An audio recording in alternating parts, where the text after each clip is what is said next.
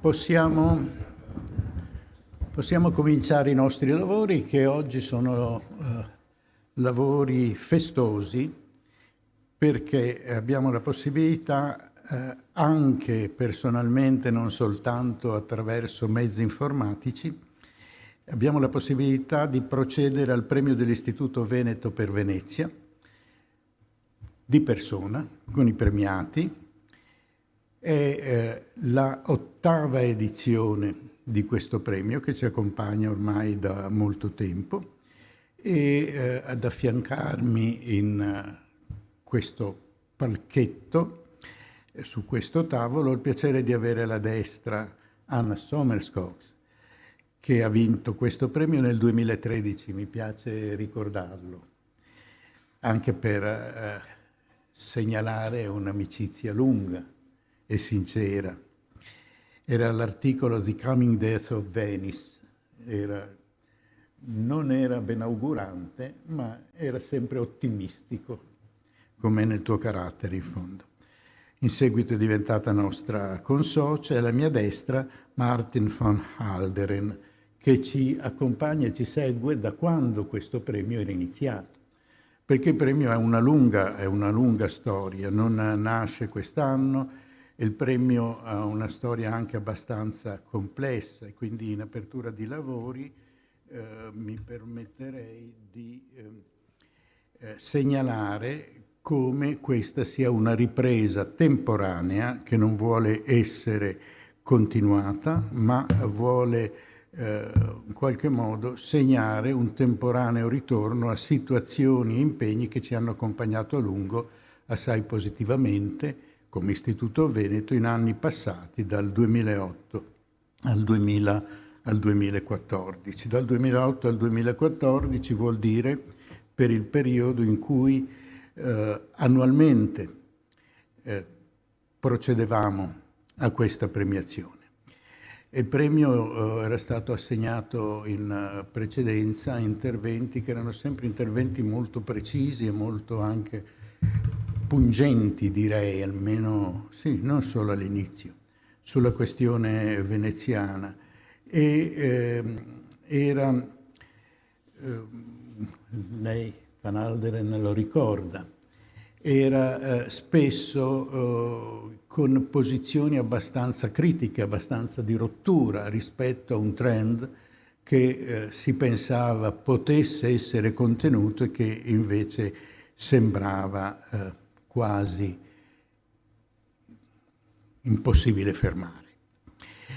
Il premio era stato in passato appunto un punto di riferimento sicuro per la produzione giornalistica, non soltanto italiana ma internazionale, a partire, per fare un esempio, dalla fortuna di quella formula Venezia Parco Tematico che era comparsa nel titolo Benvenuti a Venezia, il parco tematico. Era l'articolo di John Kay. John Kay è professore inglese. Il saggio premiato, non il saggio, l'articolo premiato era uscito sul Times di Londra il 1 marzo 2008, Welcome to Venice, the Theme Park.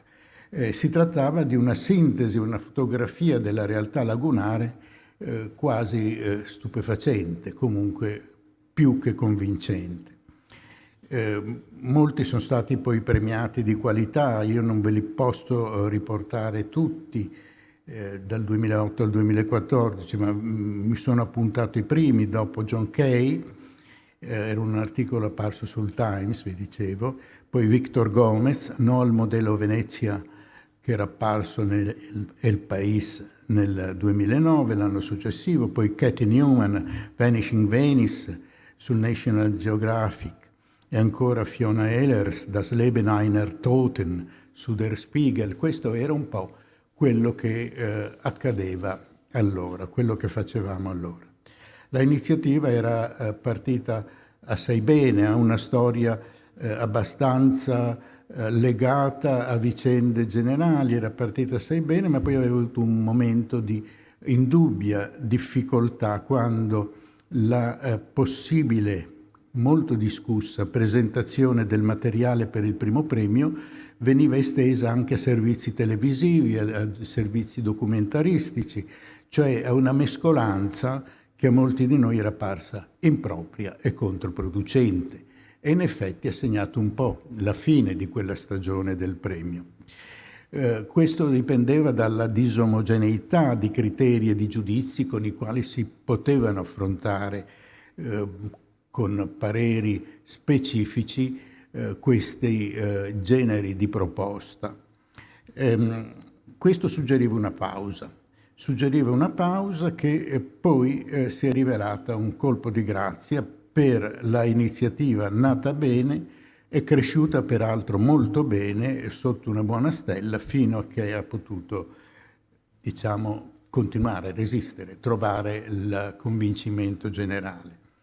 A distanza di alcuni anni noi ci ritroviamo qua per un premio per Venezia. Questo è in chiusura di mandato per l'attuale Consiglio di Presidenza e in questa congiuntura si è voluto in qualche modo recuperare una tantum l'esperienza passata con un premio di speciale impegno aperto ai vari mezzi di informazione e il riscontro è stato decisamente positivo. Ricordo la commissione, segnalo la commissione giudicatrice che era composta, oltre che da me, da Andrea Rinaldo, Francesco Bruni, Cesare Montecucco, Lorenzo Fellin, Paolo Baratta, Michele Bugliesi, Ignazio Musu, Anna Sommerskov, che qui mi affianca al tavolo, e Wolfgang Wolters. È stato un confronto tramolto materiale.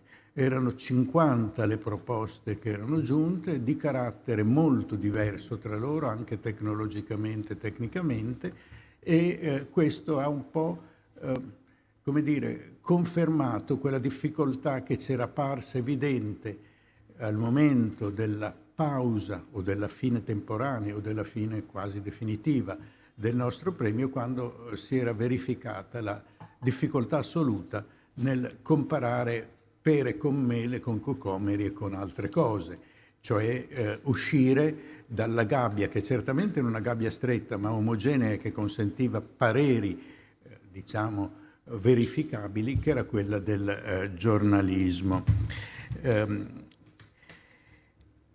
Ora, i premi che assegniamo oggi sono, saltiamo altri premi da ricordare, passiamo subito a oggi. Gli ultimi veneziani, prima di tutto preciso che le 50 cose presentate ci hanno costretto a un lavoro molto lungo e faticoso e di questo sono grato una volta di più alla commissione giudicatrice. I risultati sono quelli già noti e che oggi formalizziamo. Gli ultimi veneziani di Gustav Hofer ma dopo tutto di Chi è la città di Caroline Smith e Jane Damosto. Sono saggi che per la loro natura differente risultavano anche difficilmente confrontabili, ma risultavano entrambi di grande presa, di grande attualità e di sicuro rilievo. Abitare la città, candidato dall'Osservatorio Civico Indipendente sulla casa e sulla residenza, è più noto con una sigla OCIO, che è una sigla abbastanza di per sé significativa, ha riscosso in ambito di commissione giudicatrice consensi tali per cui non è stato possibile premiare, ma è stato necessario conferire un riconoscimento speciale. Cioè abbiamo ritenuto di riconoscere con una specifica menzione la qualità dell'articolo.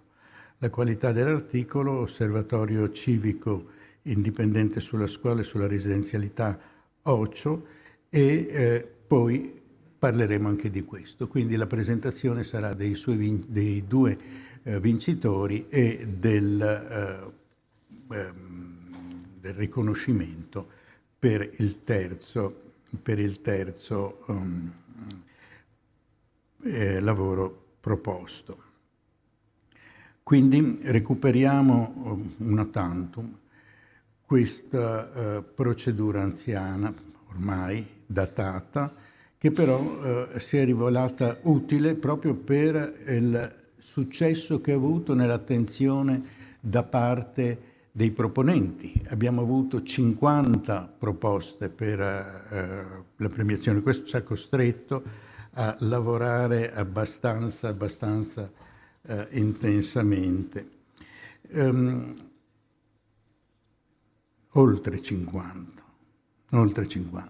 Ecco, questa è una premessa che mi toccava prima però di passare al vero impegno che oggi ci preme, cioè la premiazione.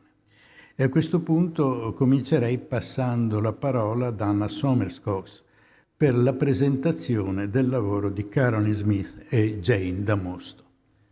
Prego. Grazie, caro Presidente. Buongiorno, consoci, consocie, signori e signore.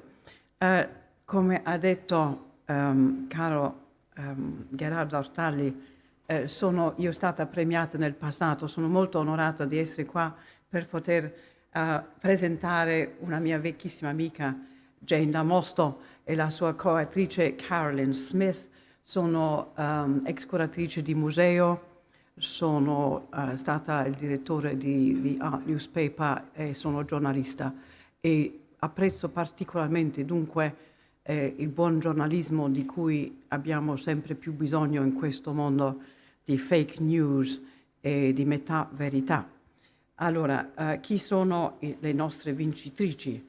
Carolyn Smith è architetto di formazione, conosce bene la realtà veneziana, ma attualmente sta lavorando all'Università di Cambridge sulle dimensioni sociopolitiche e geopolitiche del rischio ambientale in America Latina. Naturalmente il rischio ambientale a Venezia è altrettanto alto e premente. Jane, forse conoscete Jane, voi veneziani, un pochino, ma devo dire che il mondo conosce Jane da una fotografia fatta da Michele Gallucci il 5 giugno in cui Jane eroicamente remava il suo sandalo sotto, diciamo, il lato immenso di una nave di crociera che entrava ed era Davide contro Goliath.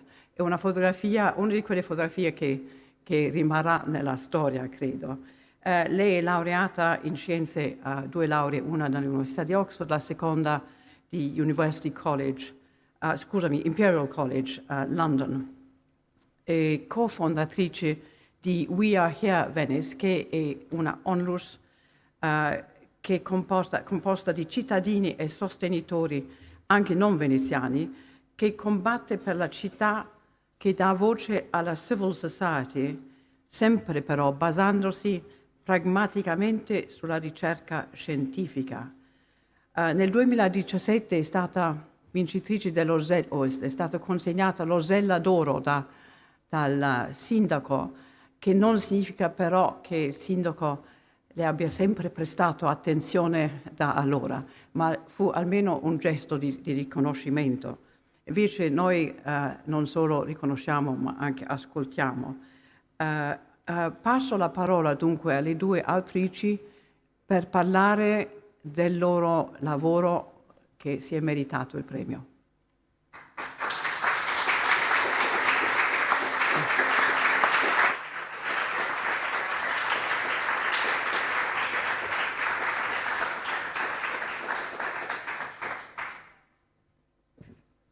Okay. Grazie di cuore, Presidente, Anna, tutta la giuria e tutti quanti. Prima descrivo brevemente chi e cosa siamo e poi passo la parola a Carolyn la quale entrerà nel dettaglio di come e perché abbiamo scritto il rapporto e cosa significa. Non sono solo cofondatrice di We Are Here Venice, ma sono anche tuttora Executive Director e vi ringrazio di nuovo per essere qua insieme ai miei figli e mio marito, perché così vedono che quello che faccio al costo di non fare la madre tradizionale veneziana forse conta un pochino. Esistiamo formalmente dal 2015, anche se l'idea germoglia da tantissimo tempo e soprattutto era nel 2012 quando David Chipperfield ha invitato me insieme a Liza Fio a curare il programma pubblico della Biennale, che abbiamo consolidato quest'idea nuova di creare un piattaforma per combinare conoscenza rigorosa scientifica, esperienza da tutto il mondo e anche altrettanto importante ovviamente la conoscenza locale, che è sempre più riconosciuto anche nella ricerca. Il cuore next. Ecco, il cuore operativo di We Are Here Venice è composto da un numero ristretto e multidisciplinare di donne principalmente. Sono qui Eleonora, So Young, Giorgia, e anche non lavoriamo mai da sole, ma insieme a ricercatori universitari, imprese, istituzioni culturali e anche le autorità pubbliche. Facciamo progetti, raccomandazioni, eccetera, e siamo importante ricordare che siamo finanziati maggiormente da donazioni e compensiamo i nostri collaboratori secondo le loro professionalità. Next. Venezia è una vera città. Era il secondo giro di drappi che abbiamo distribuito in occasione della regata storica nel 2018 e è stata un'azione di sensibilizzazione che caratterizza un po' il nostro sfruttamento di canali di comunicazione a volte insolite per meglio rinforzare e fare metabolizzare i punti cardinali per l'esistenza di Venezia. Ora stiamo vivendo un momento di cambiamento necessario. Certo non devo essere io a ricordarvi le sfide complesse di Venezia e dei veneziani. Il rapporto di cui parla Carolyn adesso è un nostro tentativo di definire con maggiore chiarezza il punto di partenza per la rivitalizzazione di Venezia.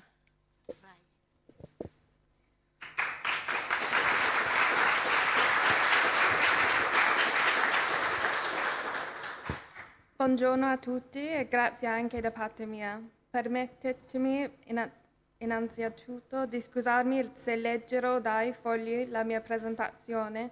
Non sono molto sicura del mio italiano parlato e ti tengo ad esprimermi correttamente e chiaramente, più o meno, questa mattina. In merito alle sfide critiche di Venezia, per un po' di tempo c'è stato vasto consenso, vi è una conoscenza generale di ciò che deve cambiare e che si tratti di questioni urgenti, ma c'è una pervasiva inerzia nell'iniziare a lavorare per questi cambiamenti. Queste non sono sfide che possono essere lasciate per domani, eppure iniziare oggi sembra essere il problema.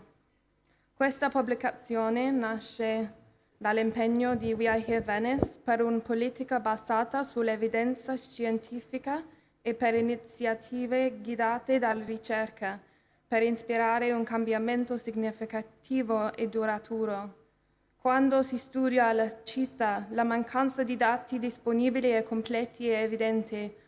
Come possiamo affrontare le sfide di Venezia se non abbiamo un quadro completo della città? Abbiamo assistito a buone iniziative che sono state costantemente ostacolate dalla mancanza di informazioni accessibili. La letteratura sui problemi contemporanei di Venezia sta diventando rapidamente obsoleta. L'ultimo studio completo, The Venice Report, è stato pubblicato nel 2009 e solo per dare un'idea, Airbnb è stato fondato nel 2008.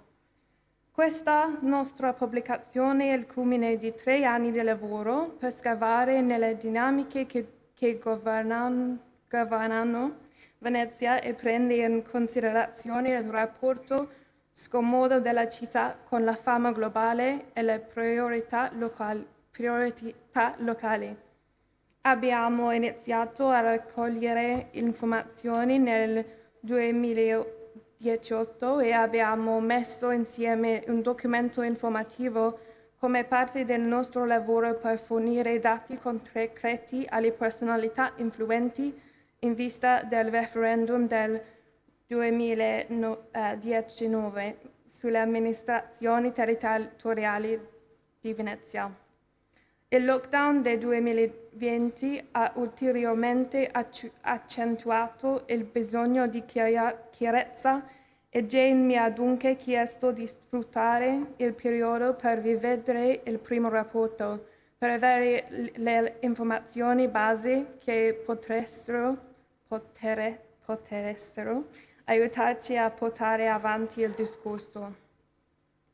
Siamo stati colpiti dall'impatto del lockdown a Venezia, che secondo noi ha messo in luce non tanto una mancanza di turisti, quanto una mancanza di residenti permanenti.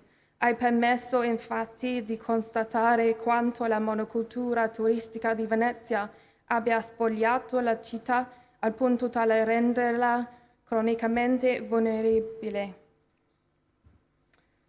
L'eccezionale bellezza di Venezia è effettivamente però la precedenza data all'aspetto estetico della città fondamentalmente fraintende il valore stesso della città e lo mina costantemente.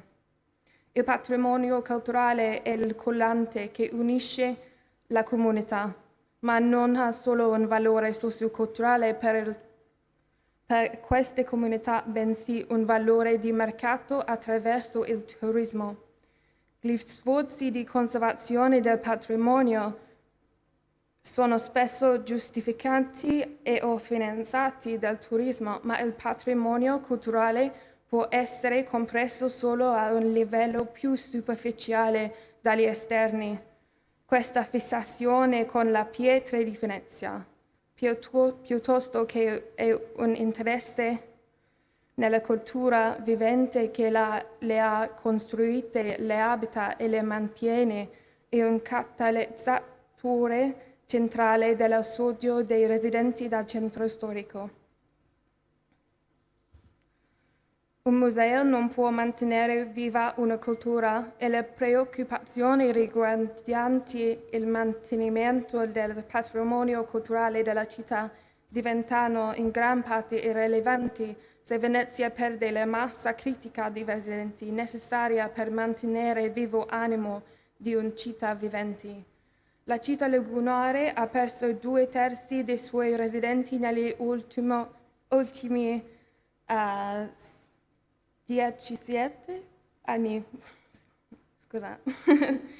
La slide illustra la densità di popolazione della città nel 2019, mentre la densità di popolazione degli anni 50 non soddisfa gli standard di vita contemporanei. Il numero ideale di abitanti per Venezia per consentire uno spazio adeguato agli standard di vita contemporanei è stimato come 135.000.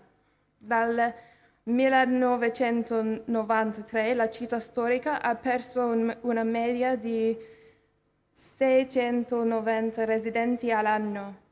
L'anno scorso, nel 2020, la popolazione residenziale permanente della città lagunare è diminuita di 1.334 unità. Come mostra il lavoro dell'Osservatorio OCCO, nel 2019 il numero di posti letto occupati dai residenti è diventato uguale al numero di posti letto disponibili per i turisti. Tutti possiamo vedere che stiamo entrando in quello che l'ex vice sindaco Paolo Cacciari ha chiamato dittatura del turista, dove le decisioni prese a Venezia non sono più al servizio degli abitanti della città. Venezia ha sostenuto alti livelli di mobilità residenziale fin dal XIII secolo. Il punto di questo rapporto non è quello di sostenere che la città dovrebbe essere liberata da tutto dal turismo, bensì che l'attuale scala e modello del fenomeno e la dipendenza della città e questa industria siano insostenibili. Venezia illustra chiaramente quanto un mercato non regolamento sia inevitabilmente aperto allo sfruttamento. È evidente che sia necessaria un'azione immediata e siamo ancora in attesa di politiche concrete per affrontare la monocultura del turismo. Bisogna fare di più per colmare il divario tra i mercati globali e le priorità locali, per assicurare che il giudizio qualitativo e la sostenibilità sociale siano bilanciati con la misurazione quantitativa, la concorrenza e il prezzo. Una città sana più focalizza sulla qualità della vita che sul profitto, con una popolazione residente fiorente che vive all'interno di un ecosistema resiliente e ancora più arricchita dalla presenza di visitatori piuttosto che impoverita. La slide illustra la popolazione assemblata di Venezia. Il grafico visualizza lo squilibrio che spesso è fin troppo evidente nelle cale della città, dove coloro che vivono e lavorano in città sono spesso superati dal numero di visitatori e il numero di coloro che visitano per solo un giorno. In quanto città veramente cosmopolita, una delle prime, la cultura di Venezia è definita dalla diversità. Limitare l'identità culturale della Venezia d'oggi in mondo dall'includere solo i suoi abitanti permanenti, percependo quindi tutti i suoi visitatori come un'imposizione o solo come un'opportunità di guadagno economico, significherebbe ridurre la cultura veneziana contemporanea a meri residui della venezianità originale. Venezia sorregge ed osseretta da una vasta gamma di interazione. Si passa dalla dedizione di un residente storico che conduce campagne attive per il futuro della propria città, alla connessione superficiale vissuta dai visitatori che trascorre solo poche ore nel centro storico. Il problema non è che esistono queste diverse forme di impegno, bensì lo squilibrio che si impone oggigiorno. L'enormità del turismo di massa ha spinto la bilancia verso l'estremità turistica e quindi superficiale della gamma di interazione. Il nostro rapporto riduce i problemi di Venezia a 3 fattori critici che determineranno la sostenibilità futura della città: alloggi, occupazione lavorativa e servizi e propone una serie di raccomandazioni politiche in linea con queste osservazioni.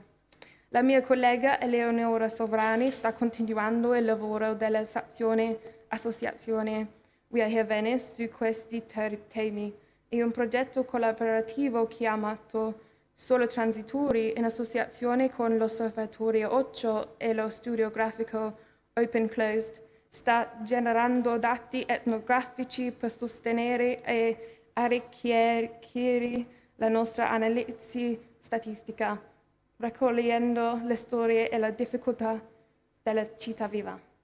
Grazie.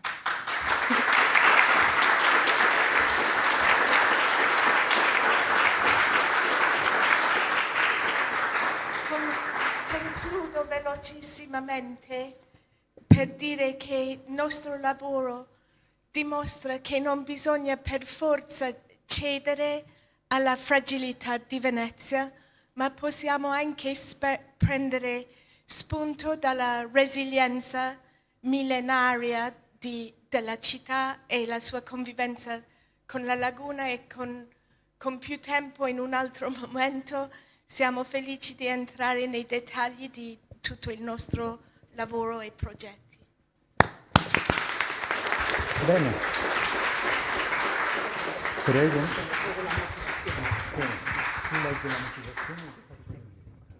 Allora, prego di venire al palco intanto che Anna Somers leggerà la motivazione del premio. Sì, ok.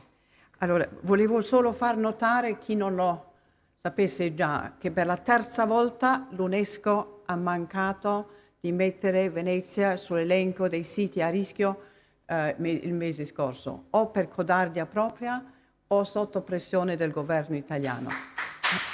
Una mancanza. Allora, alle nostre autrici viene riconosciuta la completezza del lavoro proposto, articolato, accurato, ben argomentato, capace di mettere in evidenza i problemi principali che affliggono oggi la città e le sfide che devono affrontare per costruirsi un futuro. Con il loro documento le autrici hanno indicato spazi che meriterebbero di essere riempiti con l'appoggio anche internazionale. Gerardo. Prego, vorrei darvi la medaglia dell'istituto. Caroline Smith. Scusa.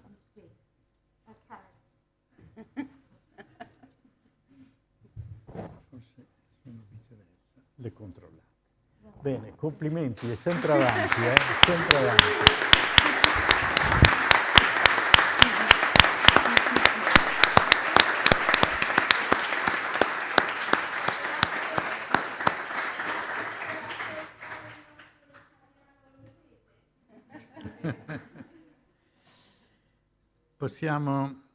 Possiamo procedere. A te. Maarten van Halderen presenta il secondo premio e invito con me Gustav Hofer sul podio per presentare il suo lavoro.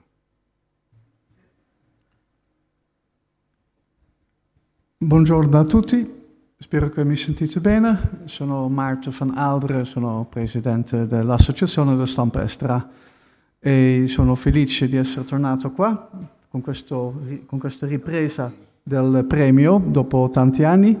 Che il premio è stato ripreso e sono felice di essere tornato e visto che ci sono state tantissime persone che hanno partecipato a questo premio, avete fatto evidentemente benissimo a riprendere questo premio perché tante partecipazioni sono arrivate e anche di ottima qualità. E questa volta il vincitore, a parte la persona qui, c'è anche un vincitore qui accanto, Gustav Hofer, che è socio dell'Associazione della Stampa Estera, quindi naturalmente mi fa molto piacere come presidente che il nostro socio ha vinto questo premio prestigioso. Gustav Hofer, che vedete qui accanto, è nato a Zaarntal nel 1976, che sarebbe Sarantino, che è in Italia, che si trova fra Brennero e Bolzano. Però Gustav Hofer ama le città capitali europee, quindi è andato poi a Vienna, dove ha studiato, si è laureato in scienze della comunicazione, poi è andato a Londra, dove si è laureato in cinema, e poi è andato a Roma, è rimasto per fortuna a Roma, dove è diventato corrispondente nel 99 del canale televisivo Arte, che è francese-tedesco. Però nel nuovo millennio Gustav ha voluto buttarsi anche nel mondo del cinema, è andato subito bene, perché quando lui insieme con Luca Ragazzi ha diretto il documentario Improvvisamente l'inverno scorso, ha avuto subito il Nastro d'Argento come miglior documentario nel 2009, quindi è andato subito bene, quindi si è sentito incoraggiato. Poi ha diretto insieme con Luca Ragazzi Italy, Love It or Leave It, ha avuto un grande successo anche questo, ha avuto una diffusione in vari paesi del mondo, tra cui anche il mio, l'Olanda, ma anche tanti altri paesi. Mi ricordo anche di 2 anni fa, Dictatorship, Fallo e Basta, quando siamo stati in un grande gruppo anche della Stampestra, che siamo andati al Campo dei Fiori, al cinema, dove abbiamo visto tutti questo bellissimo film, anche fatto questo con Luca Ragazzi. In questo caso invece parliamo di Venezia. Ora Venezia è una città di cui scriviamo tutti, non c'è un corrispondente in Italia che non scrive di Venezia. Le tematiche trattate di Venezia sono varie. Abbiamo scritto e fatto tutti i servizi, diciamo, giornalistici, naturalmente sulla questione della battaglia contro le navi da crociera. Abbiamo tutti parlato del problema dell'acqua alta, del progetto Mose. Un altro problema di Venezia spesso affrontato è la questione dei pochi abitanti, che è difficilmente vivibile per i veneziani. Nel bellissimo film di Gustav si nomina 52.000 abitanti qui, residenti. Sono andato apposta ieri a Campo Santo Bartolomeo, dove c'è sempre la statua di Goldoni, per vedere lì alla farmacia in quanti siamo adesso. Siamo ancora meno di 51.000, quindi già dal documentario, dal film fino ad oggi è diminuito ancora di più, evidentemente. E se ti fermavi qualche momento vedevi il numero che calava. Appunto, quindi il problema è reale. Fra le tante cose belle di questo film di Gustav Hofer non è solo la eccellente qualità delle riprese, eccellente veramente di grande professionalità, anche il tema scelto e anche il modo in cui fa parlare gli ultimi veneziani. Il titolo è molto bello, già il titolo è molto bello, Die letzten Venezianer, gli ultimi veneziani. Questo è stato fatto in collaborazione con il Schweizerische Fernsehen. Andrea Hauender di Schweizerische Fernsehen è qui anche presente in sala, che è stata una collaborazione con la Zürcher Zeitung. Io potrei dire ancora molto di questo bellissimo film, ma non sarebbe molto corretto nei confronti del vincitore, perché Gustav Hofer stesso potrà dire molto di più di questo bellissimo film. Intanto ti faccio tantissimi auguri e complimenti. Grazie, parola a te.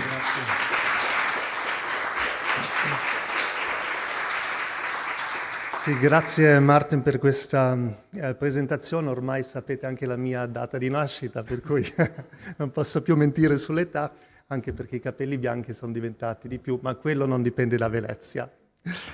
Allora, gentili ospiti, cara giuria, innanzitutto vorrei ringraziarvi per esservi preso il tempo per guardare il mio lavoro, fatto da una persona che vede Venezia, la vostra città, da esterno e che sicuramente non potrà mai avere la conoscenza che avete voi.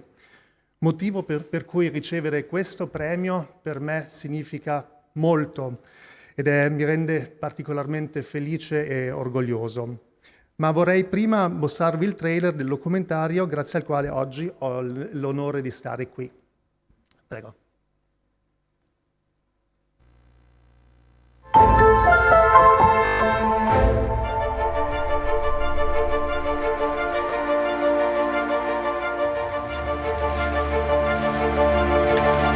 Venezia per me è il luogo dell'essere.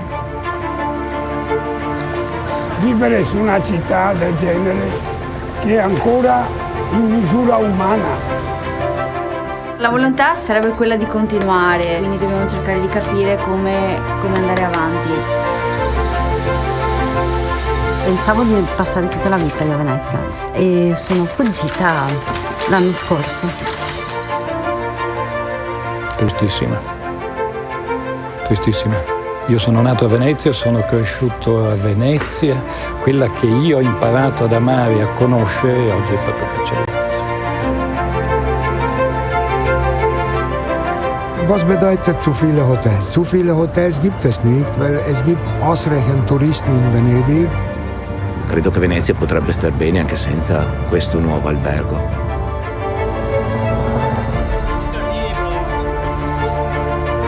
La vita è quando il popolo vive dentro la città e vive e scambia e produce e fa famiglia.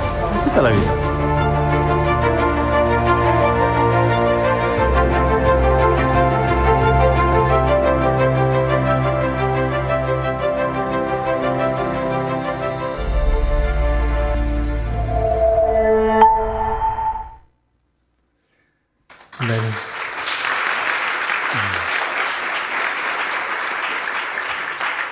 Ci tengo a dire che il titolo del film è Gli ultimi veneziani con un punto interrogativo, per cui è importante questo punto interrogativo, ci tenevo molto perché io non credo che saranno e mi auguro che non saranno gli ultimi veneziani. Alcune delle persone che hanno partecipato al film sono anche qua in sala. Grazie cari e care per la vostra pazienza e disponibilità. Poi vorrei ringraziare Andrea Hauner, che è qui con noi. Andrea è la caporedattrice di NZZ Format, il programma della TV svizzera pubblica che ha prodotto ed è prodotto dal quotidiano Neue Zürcher Zeitung. È stato il mio primo lavoro per la sua redazione e devo dirvi che quando mi ha proposto di fare un reportage su Venezia non ero molto contento. Vi chiederete come si possa non essere felici di avere l'opportunità di fare un documentario di 52 minuti sulla città più bella del mondo. I motivi per me erano tanti. Per prima cosa mi sono detto, ma perché un altro film su Venezia? Non l'abbiamo già vista in tutte le sue sfaccettature? Non conosciamo già tutti i suoi problemi, le sue bellezze? Non abbiamo già filmato ogni sua caletta, ogni campo, ogni sottoportico? Un altro film su Venezia non rischia di aumentare il flusso turistico rendendola con un film ancora più desiderabile da un pubblico svizzero e tedesco? Ma come capirete non si può rifiutare una tale offerta. Così mi sono ripromesso di cercare delle storie che non fossero state raccontate troppo e che avrei cercato in tutti i modi di dare un'immagine della città fuori dai cliché.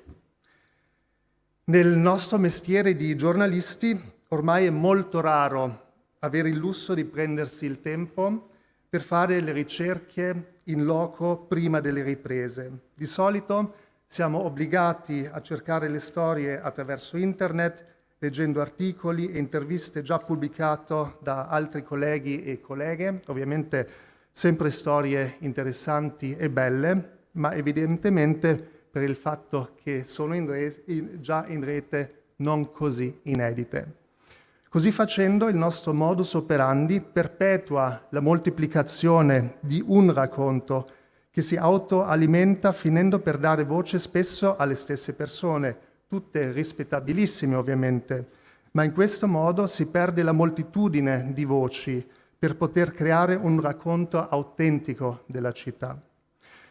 Così sono approdato in Laguna con la missione di cercare delle storie, ma così facendo mi sono reso conto presto del fatto che anch'io non conosco per niente la Serenissima, nonostante ci sia venuto decine di volte per lavoro, seguendo soprattutto le diverse biennali d'arte, di architettura e ovviamente la mostra del cinema. Ho capito che anch'io ho consumato per decenni Venezia come un prodotto fast food, contribuendo così ad un uso della città che paradossalmente anch'io nei reportage fatti negli anni ho criticato. Per questo lavoro invece mi sono fermato nei baretti, nelle botteghe, nelle calli, ho preso i cicchetti con i gondolieri, non so più quanti spritz ho bevuto, anche perché a Venezia costano 10 euro, a Roma costano 10 euro, mentre a Venezia costano solo 1,70 euro. Ho ascoltato le conversazioni di abitanti, intromettendomi poi a un certo punto nel discorso e facendomi così raccontare cosa stava succedendo di nuovo. In questo modo ho scoperto, per esempio, la storia della vigna dei frati francescani e il gazzometro che un investitore austriaco vorrebbe trasformare in hotel. Parlando con un barcaiolo, poi ho sentito parlare di Pietro Tosi e della sua passione ventennale per le barche elettriche per combattere il cambiamento climatico. Poi amici di amici mi hanno consigliato di parlare con gli attivisti e le attiviste del gruppo 25 aprile. Sono qui con noi Nicoletta Frosini e Aline Cendon, grazie per essere venute, e con i ragazzi e le ragazze di Ocio, che mi fa particolarmente felice di condividere questo premio in qualche modo anche con loro. Questa permanenza veneziana mi ha permesso di osservare la vita quotidiana, di sentire le storie e la voglia delle persone di impegnarsi per rimanere nella città dove sono nati o cresciuti o che è diventata la loro nuova casa. Ho seguito chi prende il pesce alle 5 del mattino al mercato ittico, chi tesse le stoffe meravigliose e chi batte l'oro e vuole portare avanti quel mestiere tramandandola di generazione in generazione.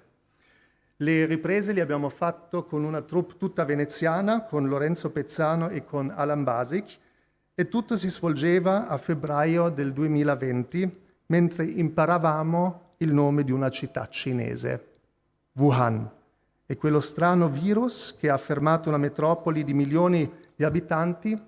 Sembrava una storia lontana che probabilmente non ci avrebbe toccato minimamente. Non è stato così. Abbiamo imparato, nostro malgrado, cosa significa se una società, se una città basa gran parte della sua economia sul turismo di massa. Durante i mesi di lockdown abbiamo visto i risultati di una politica che non guarda alla città come un luogo per una comunità che la vive, che produce, che crea famiglia, ma che la interpreta come un prodotto di consumo. Oggi diventa impossibile dire non sapevamo che l'impatto del turismo di massa fosse così forte sulla vita delle persone e sulla città stessa. E a mio avviso diventa da irresponsabili non cambiare radicalmente il modello di sviluppo. Se non si fanno politiche abitative attive che permettono non solo alle persone di rimanere a Venezia, ma anche ad altre di venirci a vivere, anche dall'estero. Se non si intraprende una via di sviluppo per creare un'economia che va oltre al turismo di massa, dovremmo tutti trarre un insegnamento da quanto è successo. Anch'io ho capito, grazie a questo lavoro e anche grazie alla pandemia, che qualcosa devo cambiare, che non devo più venire a Venezia giusto per poter dire che sono stato alla Biennale o che ho visto questa o quell'altra mostra. Devo smettere di essere sempre in movimento, anzi, devo smettere di spostarmi e devo di nuovo iniziare a viaggiare nel vero senso della parola. Magari meno spesso, ma regalandomi periodi di permanenza più lunghi, come è stato per le ricerche per questo film. Un tempo sospeso e incantato, scandito dallo sciabordio delle onde a misura d'uomo che difficilmente potrò più dimenticare. Grazie mille.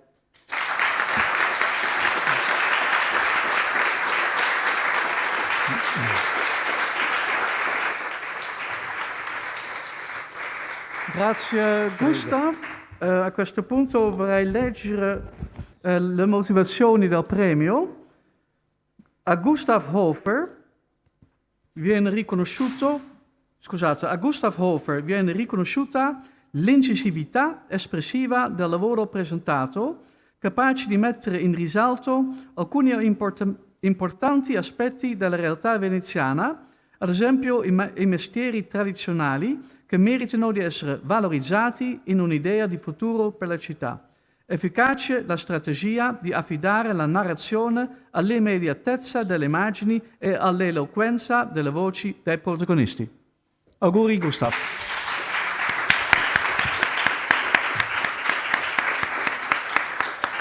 Questa è la medaglia con molti complimenti. Molti complimenti e grazie.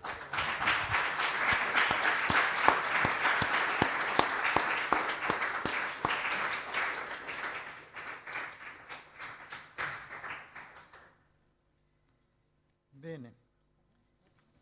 Sì, possiamo proseguire appunto e tocca di nuovo a te. Allora tocca a me adesso presentare brevemente OCCIO, l'acronimo molto felice per l'Osservatorio Civico Indipendente sulla Casa e sulla Residenzialità, che hanno fatto un lavoro bellissimo in un articolo che si chiama Abitare la città. E dato che sono anonimi, devo descriverli. Sono anonimi perché fanno un lavoro che potrebbe addirittura diventare un po' pericolosa. Sono dei ottimi giornalisti. OCCIO è il numero di cittadini e cittadine, ricercatori e ricercatrici che nel 2018 hanno deciso di analizzare la questione abitativa della città storica e le sue isole. Riempiono il vuoto che fu creato nel 2014 quando il Comune abolì il proprio osservatorio casa.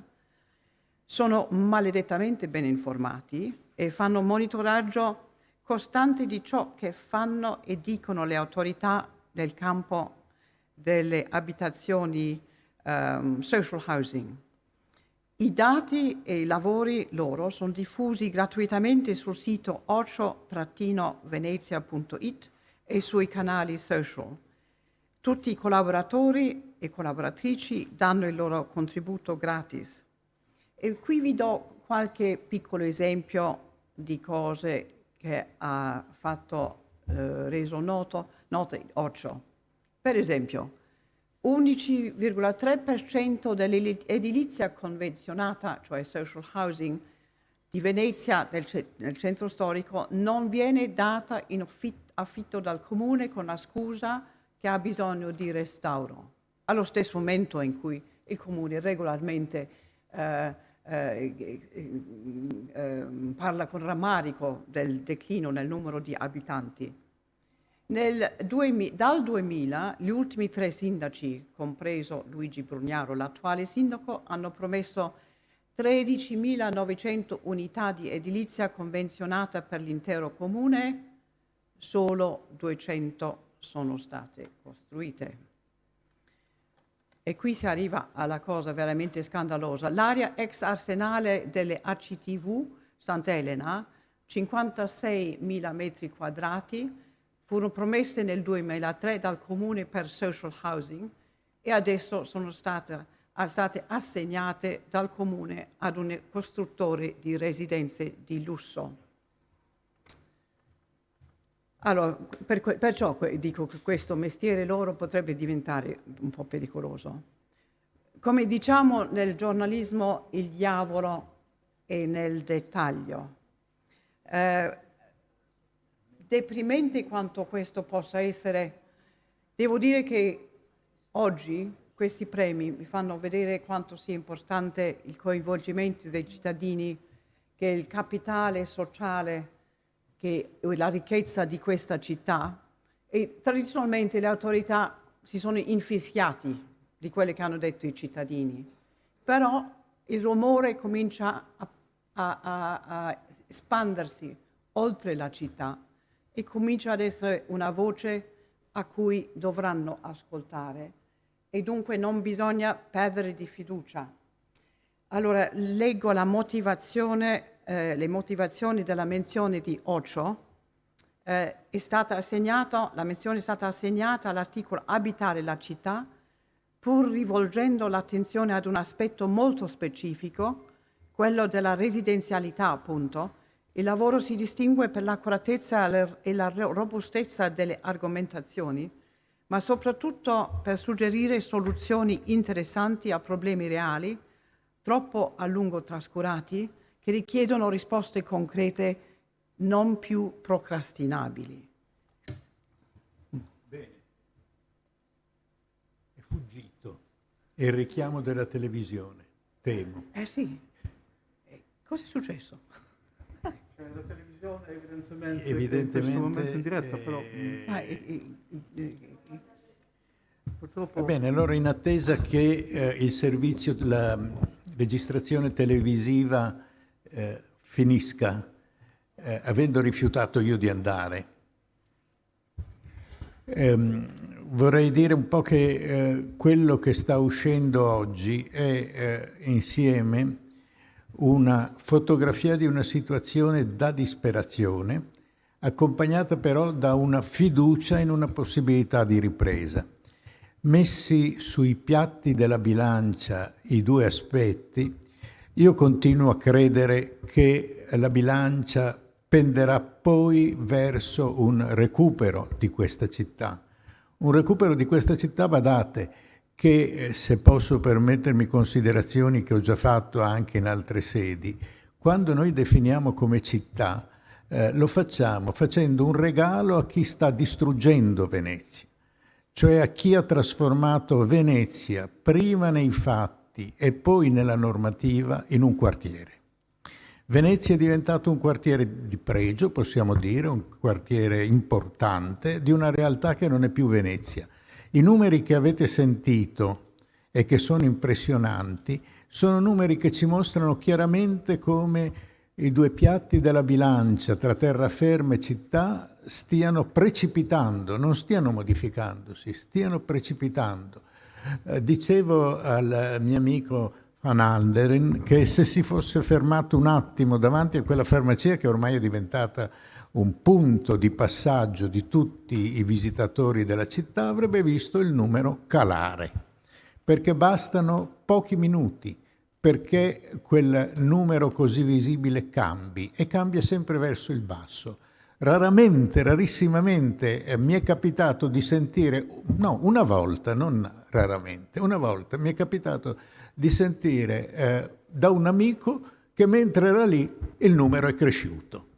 E quindi il dubbio è stato che ci fosse un guasto nella cosa. Comunque devo dire, c'è un punto su cui secondo me mi permetto qualcosa che è al di là della mia funzione, che è notarile, di presidente di un'accademia che è una delle più antiche d'Italia, eccetera, eccetera, tutte queste belle cose.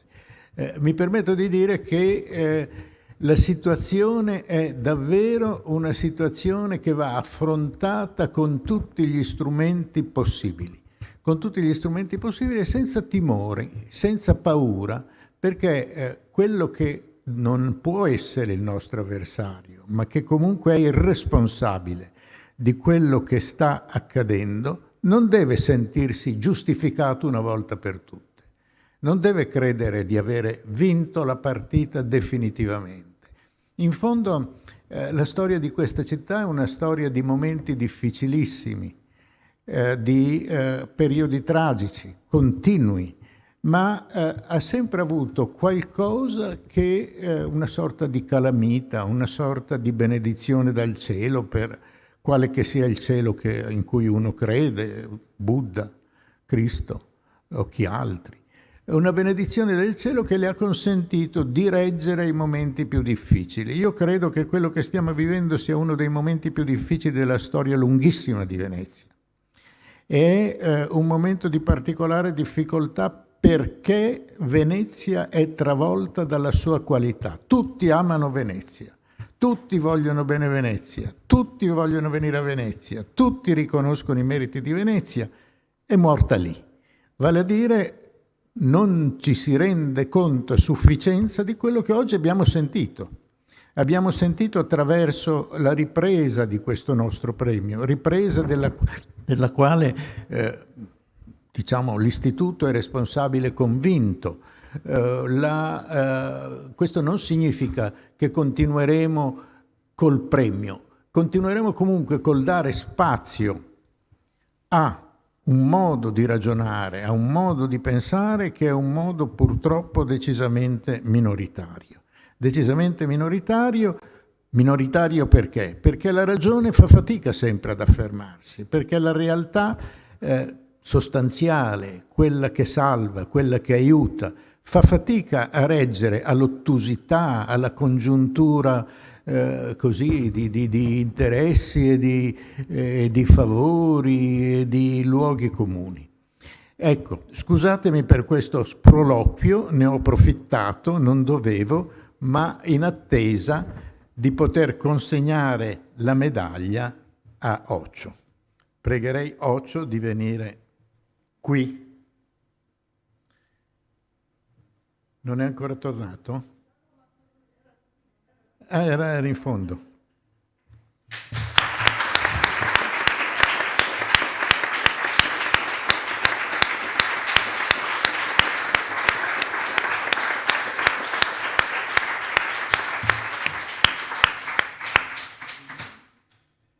Io devo spendere 2 parole sull'articolo di Ocio. Questi sono gli ordini precisi che ho. Vedete, io sono il presidente con una serie di tabelline che mi dicono quello che devo fare. Ho approfittato di un momento di pausa per inserirmi, ma a questo punto la menzione l'hai già data e quindi posso soltanto... Scusa? Sì, e quindi posso soltanto darvi la medaglia.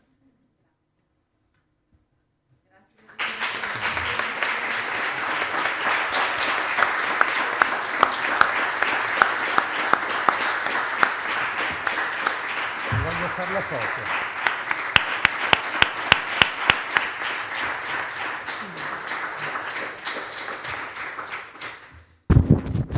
E adesso abbiamo l'aperitivo in un giardino che è uno dei pochi giardini che reggono di utilizzo che non sia di supporto a un albergo o a qualche casa privatissima, è benstante, e quindi ci vediamo fuori.